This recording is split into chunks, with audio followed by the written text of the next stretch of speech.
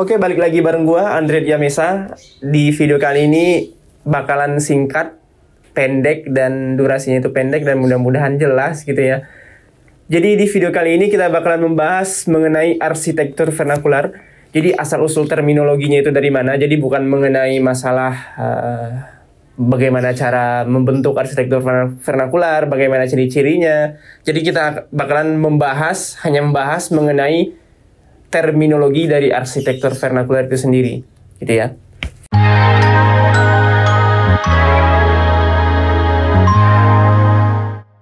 Menurut gue, cara terbaik dan cara paling mudah untuk memahami sesuatu itu adalah dengan memahami terlebih dahulu dasarnya.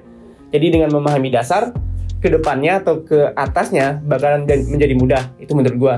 Contohnya saat gue belajar gitar, jadi sebelum gue belajar gitar, gue memahami dulu mengenai tangga nada. Jadi mengenai tangga nada mayor, minor, pentatonik, diatonik. Gue sebelum belajar rhinoceros, sebenarnya rhinoceros itu gue pahami dulu dasarnya mengenai vektor, mengenai koordinat kartesius, dan bagaimana konsep-konsep dasar di rhinoceros gitu ya. Jadi pada akhirnya ke depannya bakalan lebih mudah gitu. Jadi menurut gue, cara memahami sesuatu itu adalah dengan memahami dasarnya terlebih dahulu.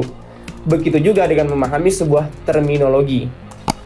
Jadi sebenarnya istilah vernakular ini bukanlah milik arsitektur. Jadi istilah vernakular ini itu milik antropologi dan sosiologi gitu ya. Jadi asal-usul istilah vernakular ini merupakan sebenarnya keharusan sosiologis untuk menyebutkan suatu kelompok masyarakat yang terdiri dari kaum yang non-elit atau non-bangsawan atau non-aristokrat, yang terdiri dari rakyat-rakyat biasa yang ternyata juga memiliki suatu kebudayaan yang tidak kalah dari golongan-golongan elit bangsawan ini. Meskipun studi mengenai arsitektur vernakular ini milik abad ke-20, jadi istilah vernakular ini sebenarnya sudah dibahas mulai abad ke-17. Para kaum akademisi Inggris atau kaum terpelajar Inggris melakukan pengamatan langsung nih terhadap rakyat-rakyat biasa yang digolongkan kepada kaum yang non-elit atau non-aristokrat.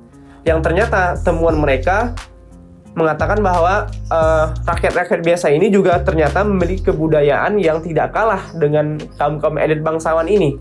Nah, pada akhirnya hasil temuan mereka ini atau hasil pengamatan mereka ini menghasilkan suatu dikotomi dalam masyarakat. Jadi masyarakat dibagi menjadi dua kelompok, yaitu kelompok pertama adalah kelompok elit bangsawan tadi atau kaum aristokrat. Nah, kelompok kedua adalah kelompok rakyat-rakyat biasa yang menjadi cikal bakal dari istilah vernakular.